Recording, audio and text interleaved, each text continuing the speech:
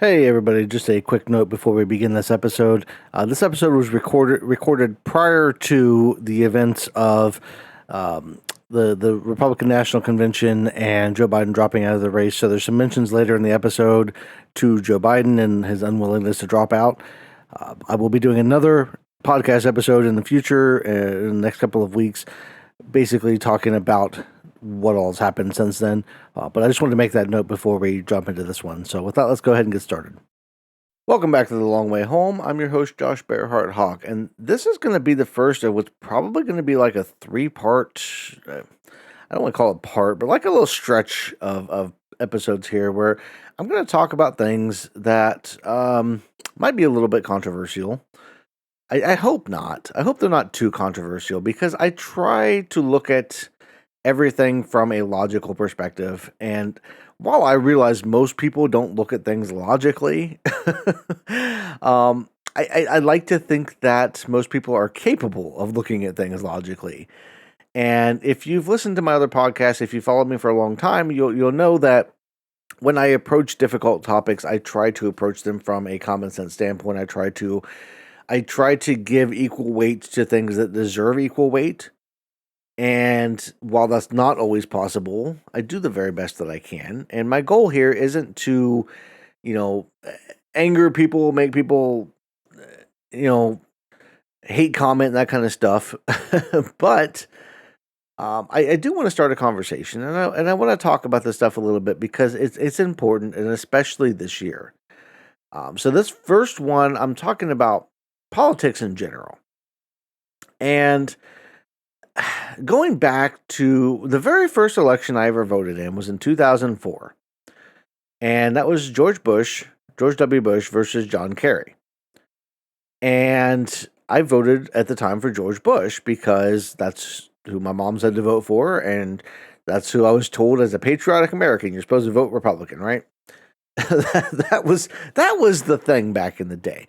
But the first election I remember really paying attention to was the 2000 election. And the reason I paid attention to that one, if you maybe were living under a rock, or maybe you weren't born yet, maybe you're one of my younger listeners, if those exist. In 2000, George W. Bush ran against Al Gore. Al Gore was the sitting vice president under Bill Clinton. George W. Bush was the son of former President George H.W. Bush. As well as, and he was the governor of Texas, and so they were running against each other for president, right?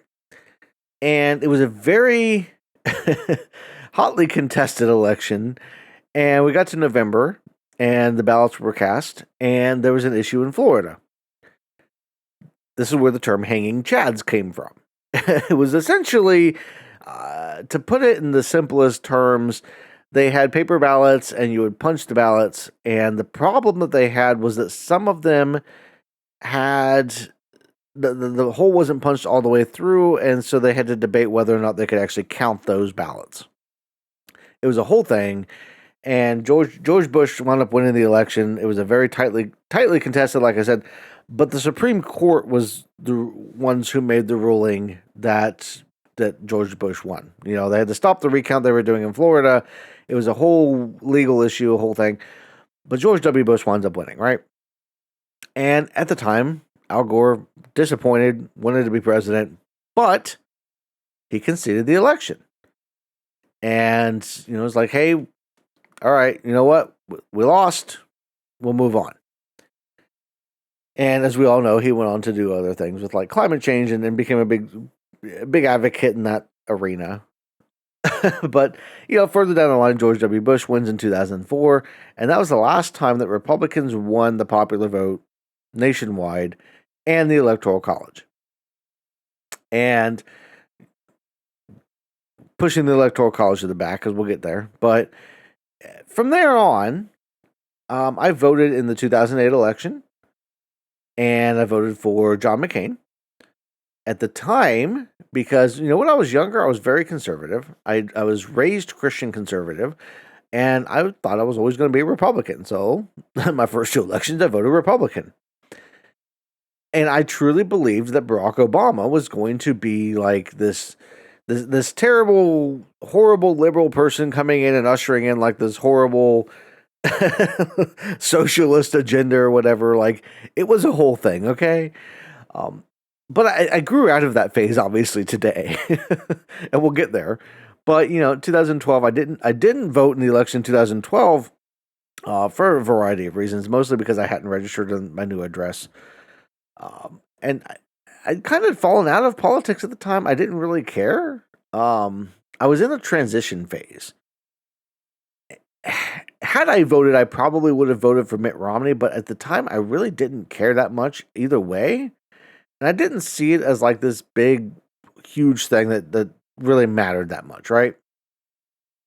So then 2016 comes around. And mind you, throughout this whole time, I hadn't really voted in midterms. I was probably one of the, I guess when you say voter apathy and you think about like you just go out and vote. It's like the Christians that go to church on holidays, right?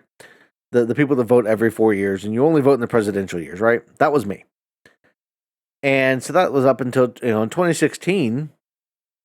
That was the next election I voted in, and I voted third party because I thought Hillary Clinton's got it in the bag. Figured she's going to win. Doesn't really matter. No way this Donald Trump guy wins because like he's not fit. Hillary Clinton, I didn't like her that well as far as like some of her prior scandals and that kind of thing. I didn't feel like she was the best pick.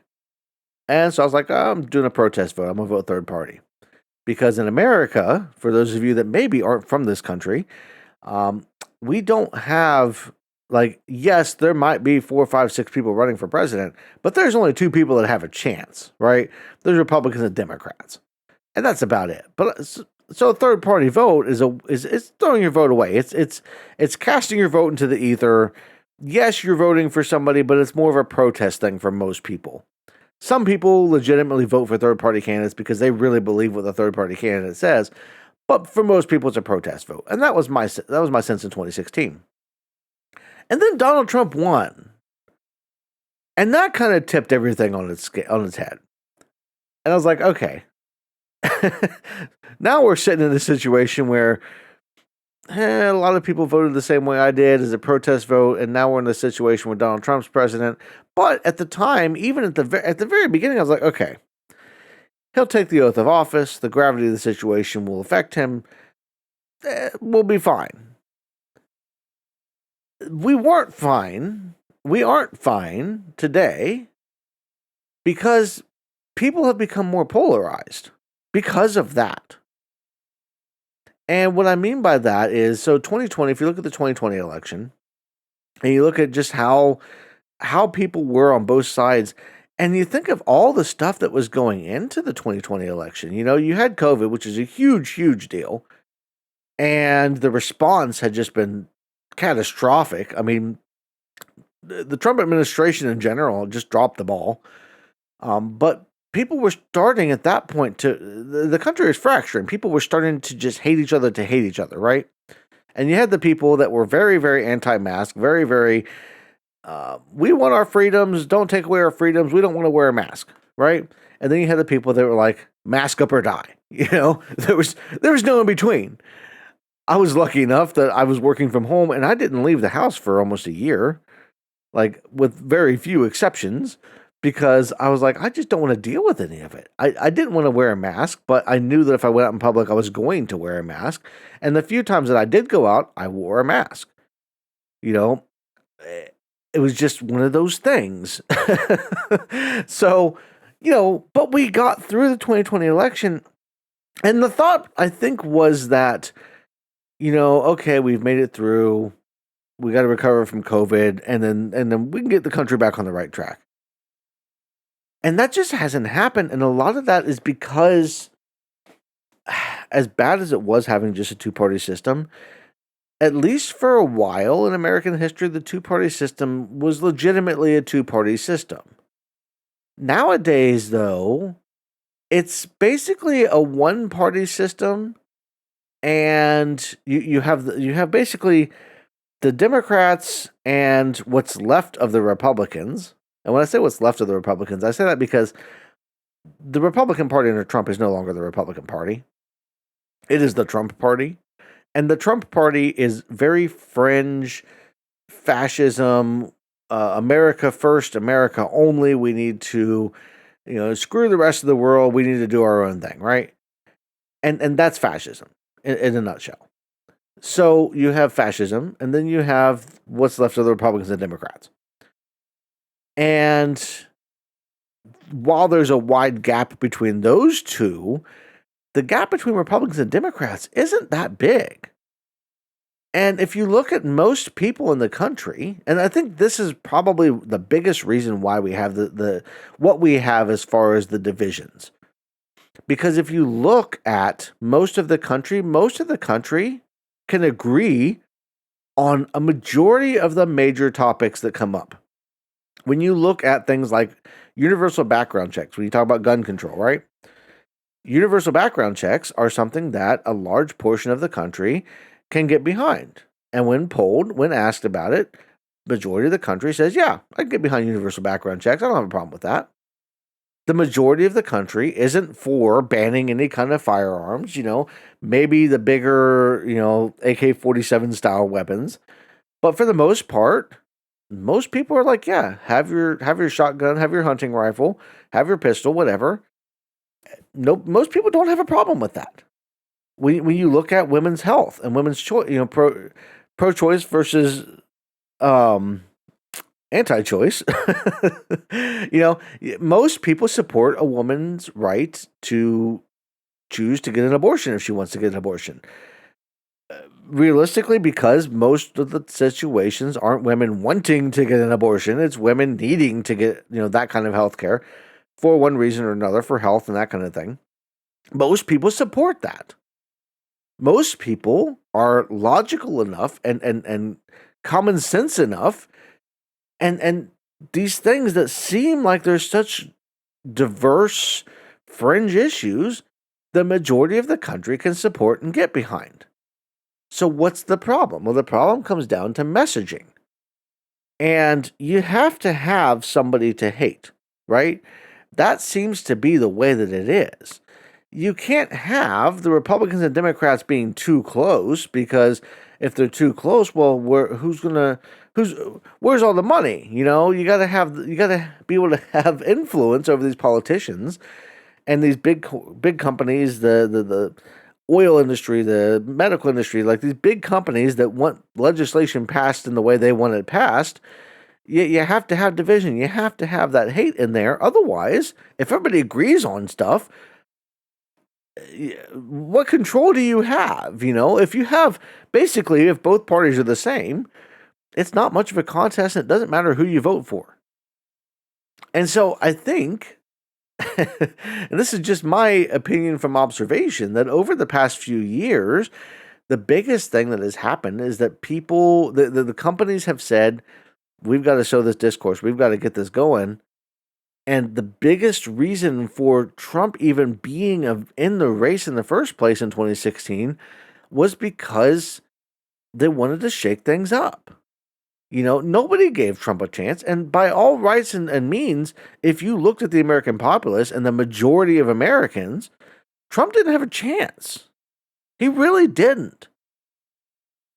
The mainstream Republicans that had been around for a while were the ones that should have, by all rights, won the nomination. One of them should have won the nomination in 2016, and that should have been the end of it. But that's not what happened. History looks back on that and says, okay, well, Americans chose something different. But in reality, most Americans aren't choosing that. Even in 2016, Americans didn't choose that. The majority, Hillary Clinton won the popular vote in 2016. Joe Biden won it in 2020. And I promised earlier we'd get back to the Electoral College, and that's where we're coming in.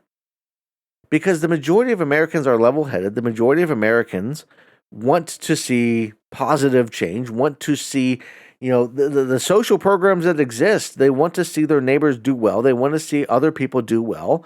And they want to do well themselves. And so the majority of Americans don't have a problem with these things. whether it's an expansion of the social networks, the social systems, not social networks. Social media is a whole other thing, but the social systems that are there to the safety nets and that kind of thing, or whether it's background checks and gun control legislation and women's rights legislation, all of this stuff, the majority of Americans are fine with it. But the majority of Americans don't get a say because we have this system called the Electoral College. And this is where we get into talking a little bit about, for anybody that is listening that maybe isn't aware, I don't know who you are, but let me know in the comments if you are one of these people that don't know what the Electoral College is. The Electoral College is basically the system that the founding fathers of the United States set up in order to basically prevent the American people from electing a king, to prevent the American people from electing the wrong person. The thought process being that the Electoral College could fix any problems if the popular vote didn't go a particular way. The Electoral College, there was rules and ways that they could come in, and they could kind of fix things. The excuse was to give power to the states that didn't have as much power. But the reality is that's not actually how it works. And back in the day, a few years ago, my grandma and I used to get in arguments about this because she was very pro-electoral college, and we need to abolish the electoral college. And her reasoning was, well, if we abolish the electoral college, then the states in the middle will just get ignored. And my response to that is the states in the middle are getting ignored now. There are, if you look at any given year, most Americans could probably look at the electoral map and they could probably tell you who was going to win most of the states. Democrats are going to win California, Republicans are going to win Texas and Florida, and now Ohio, my home state. You have states that certain people are going to win, Democrats or Republicans, right? And that right there is the problem with the Electoral College. It's great for election night coverage. It's great for looking at the maps and trying to figure out who's going to, calling specific states and who's going to get the Electoral College numbers and all that kind of stuff. But it's not good for the American people. And the reason I brought up at the beginning of when I was talking, the last time Republicans won the popular vote was 2004, and that was George W. Bush. Even in 2000, the Republicans lost the popular vote, but still won the Electoral College. 2004, Republicans, because George W. Bush at the time was still kind of a popular president after 9/11, and with the wars going on and everything, he won the popular vote and the Electoral College. After that, though, Democrats won the popular vote in 2008, 2012, 2016, 2020. Republicans won the Electoral College in 2016 despite losing the popular vote. And anytime you have a system where you can have somebody win the popular vote and still lose the election, your system is screwed. That is not a good system. My argument to get rid of the Electoral College is that if you are trying to win the popular vote, every single vote matters. Because even though, let's say you're a Democrat and you're not going to win Texas overall as far as like the popular vote in Texas, but you could come close enough and you could get enough votes in Texas to put you over the top nationally, you're going to Texas when you don't normally. If you're a Republican that knows you're not going to win California or Washington or Oregon, but every vote matters, you're going to go to those states and you're going to try to get as many people to vote for you as you possibly can. So it's a whole different dynamic, and you're trying to get more people to vote for you, and you have incentive for voter turnout.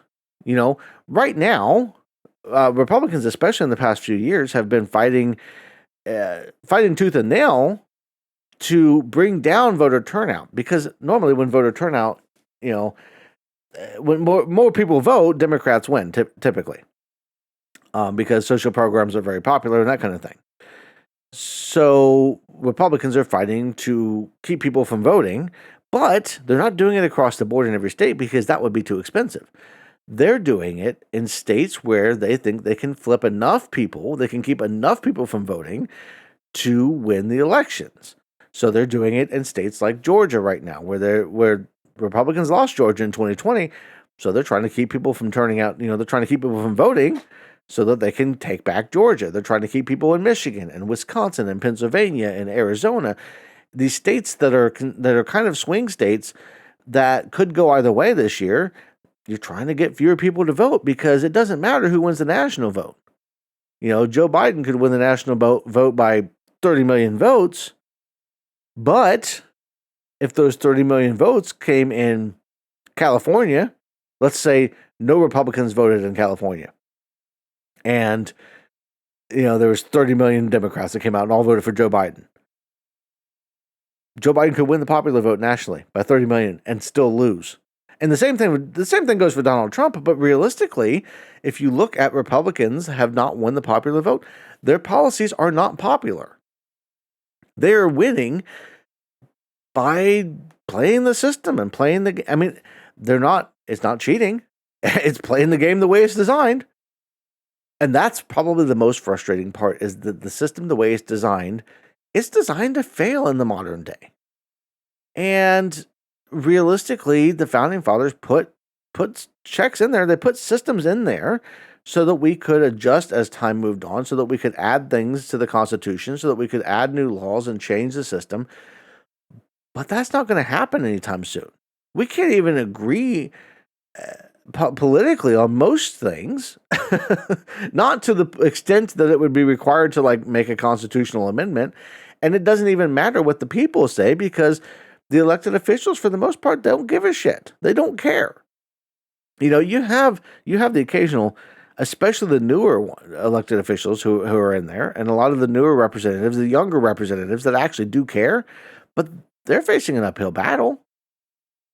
And just politically in general, we've gone from a country where it was okay to concede, even when it hurt. Hillary Clinton did not really want to concede the election, but you know what? She came out the next day and did. And even when it hurts, you're supposed to concede and say, you know what? My opponent won. It's fair and square. It's over. We'll move on. That has changed. That dynamic has changed. We've lowered our standards. Donald Trump has never conceded an election, but he's lost.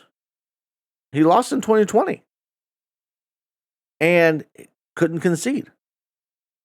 And if he had lost in 2016, he wouldn't have conceded.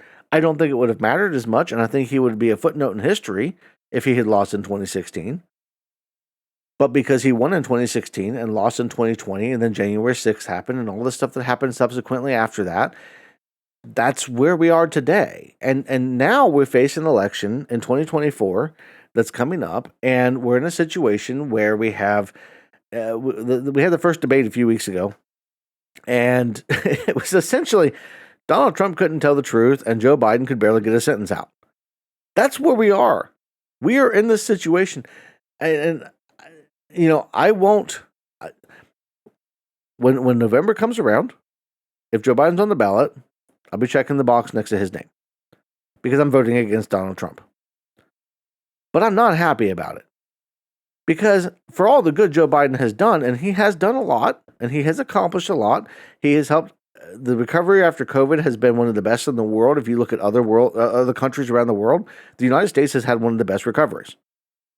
So, and that is thanks to the policies of the Biden administration and what has happened with legislation since then. But that does not mean that he is the right person going forward. Trump's not the right person going forward. I can tell you that right now. But Joe Biden's not really either. It's like the quarterback that won the national championship last year or the Super Bowl and has won all of the games this year. He broke his arm and sprained his ankle. And he's still standing there saying, hey, I'm the best person. I'm the best quarterback to do this. Even though there's other quarterbacks lined up ready to go that could do the job too. He's still standing there. And that to me that signals a situation in politics. Honestly, it takes a very specific kind of person to get elected president. Typically, people who run for the office, let alone people who win, are usually full of themselves and think that they're the only savior for the world. That's rarely the case, but that's the Biden has a savior complex. He thinks he's the only one that can do it. He's not the only one that can do it. Trump, on the other hand, if you look at the reverse of the scenario with Project 2025 and all the stuff that's going on in that whole realm of things, Trump's out for himself. He's out for his buddies. He doesn't really care about anything except for being popular and getting elected. Trump doesn't want to be president. He doesn't want to do the job. He just he doesn't like to lose. He's mad that he lost in 2020. And while he hasn't publicly admitted it, he has in private. And he wants retribution for losing in 2020. But more than that, he doesn't want to go to jail. Like, if you look at everything that's happened, Trump's done a lot of things that he shouldn't have done. And he doesn't want to go to jail. And so that's where we are in 2024. We're in a situation where kind of a lose-lose in a way for America, but it's a lose even worse for one way than the other. And, American politics, for the most part, for a long time has been, you just kind of pick the lesser of two evils because that's kind of the situation we've stuck ourselves in. But this year is like a heightened of that. It's not just the lesser of two evils. It's like, one guy's going to destroy the country. The other guy might not make it another 4 years. Like, what do you do? And unfortunately, like the solution, honestly, the thing that I've started to advocate for ever since I heard about it is ranked choice voting. And most people don't know about ranked choice voting. Most people have never done ranked choice voting, but it is something in America that is done, and there are states that do it. Localities, municipalities, that kind of thing. If you've never heard of it, ranked choice voting is basically, let's say you have 5 candidates on the ballot, and you rank your favorite candidate, and then basically from 1 to 5, these are your top 5. So your favorite, your second favorite, third favorite, and then what happens is when they count the votes, they take off whoever has the fewest votes. They take them off, and they go to the next ballot. And they do that until they wind up with who has not just the most votes, but over 50%. It's a way of, because right now, because here's what's going to happen in November. Most likely, the most likely scenario is Biden and Trump wind up with each, 43, 44% each. They're real close. It's going to be a tight race regardless. So Biden and Trump wind up with 43, 44%, and then the third party gets like 5, 6%. Maybe a couple third parties add up to 5 or 6, 7%. And it's at that point, it's like, okay, this is kind of screwy because nobody won the majority, but still, because of the Electoral College, you don't have to win the majority. You just have to win the majority of the Electoral College votes. But even then, in like Ohio, right? You don't have to win 51% of the votes. You just have to get more than the other guy. And ranked choice voting eliminates that. You have to get 51%. Nobody wins until somebody hits 51%. And that's a better scenario because then you're not throwing your vote away with a third party. Because had we had ranked choice voting in Ohio in 2016, I would have had a third party candidate at the top, and I would have had Hillary Clinton second. And that third party candidate wouldn't have gotten anywhere near. They would have been in last place, and that would have been thrown out. Then the next ballot, Hillary Clinton would have gotten 51%. Had that been the case. Or Donald Trump would have gotten 51%. But like one of the candidates would have gone over 51%. And that is a better system. I think that helps alleviate a lot of the problems because then you don't have to feel bad and you can have a lot more people, because I think that there's a lot of people right now that don't want to vote third party because they feel like they're throwing the vote away. But if you have a ranked choice system, you're just putting third party first and you have your other vote second. You might see more parties come out if you have a ranked choice system. You might have third parties with a chance to win some states.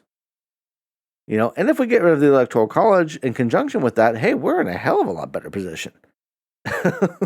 But that's just my opinion, and that's where I'm at with politics right now. I look back over the time that because I was born during the Reagan administration, right? And so, in my lifetime, I have seen George H.W. Bush get elected, Bill Clinton get elected twice and impeached once, George W. Bush get elected twice, Barack Obama get elected twice, Donald Trump be elected once and impeached twice, Joe Biden get elected. That's been my lifetime of presidents. And that's not even talking about the Congress, because the Congress has shifted. If you watch historically over time, typically the way the American people seem to vote is you give Democrats a few years, but half of that time is with the Republican Congress. Vice versa, if you have a Republican president, half the time is the Democratic Congress. So more times than not, you have to have some kind of compromise. And recently, that compromise doesn't exist anymore. And even when a party has power, they don't actually do what they say they don't always do what they say they're supposed to do, right? So, where do we go from here? Like I said, I think getting rid of the Electoral College, getting a ranked choice voting system, good things that we can do. But realistically, the best thing that we can do, and if you're listening this far, I assume you're pretty competent. You're probably among the smarter of the people out there if you made it this far into this podcast talking about politics. And the best thing that we can really do is just have the conversation in a thoughtful way where we aren't demonizing the other side. While I will talk shit all day about Donald Trump himself, because I really don't like him, I don't think that people that are voting for him are bad people. I disagree with their choice. I think they're making a mistake, but I don't think that they're bad people. And I think it's worth having the conversation and being able to talk to people and listening to their valid concerns, because the reason that a lot of people are voting for Donald Trump, there's some that want to just see the system burn. There is those people out there that are just like, yeah, burn it all to the ground. But there are people with legitimate concerns, legitimate fears, and those fears should be addressed, and we should talk about those things, and we should come together as a country, and we should be able to discuss these things in an intelligent way and not have to worry about screaming and yelling and hollering, and you shouldn't hate somebody because you disagree with them. Number one thing you should walk away with from this is you should not hate somebody because you disagree with them. If you disagree with somebody, that is an opportunity to have a conversation. That is an opportunity to hear the other side's perspective. And while I will continue to say this, not all sides are equal and not all sides deserve equal time. There are a lot of instances where you should have that back and forth conversation, because maybe you're wrong, maybe they're wrong. But you won't know until you talk to each other. And don't make it personal. Don't hate somebody because they have an opinion. And so that's kind of where I'm at with the politics today. Like I said, I'm talking in the next couple. I've got a podcast coming up about religion, spirituality, and its effect on us. And I want to talk about that because I had a very religious upbringing. So I want to really dig into that kind of stuff and what brought me out of religion. And then I also want to talk about reality in general, in reference to things like the dead internet, fake news, the Matrix hypothesis, that kind of stuff, because that all kind of ties into this topic in a way. And honestly, most of these podcasts at this point are coming out. This one's probably coming out like late July. I'm not 100% sure, but like going into the fall, I want to start getting some of these things out of the way, especially with the election coming up. And then I've got some other more fun stuff coming into like September, October. And I've got more business stuff to talk about too, because I think I've mentioned briefly about business stuff in the past with the business that my wife and I are doing. But like, I really want to dig into some of that kind of stuff. And I've done some blog posts, but I would want to dig in more to it. So that's what I got for this one. If you want to hear all the other stuff, make sure you're subscribed. If you're listening on Patreon or the website, thank you. You can always come back on the website. I don't know if there's a way to follow it on the website. I'll have to check on that. But you can listen on the website. You can listen on Patreon, where you get the websites a week early. And you can listen on, obviously, YouTube. So I want to thank you all for listening. Everybody have a great rest of your day, and I will see you in the next one.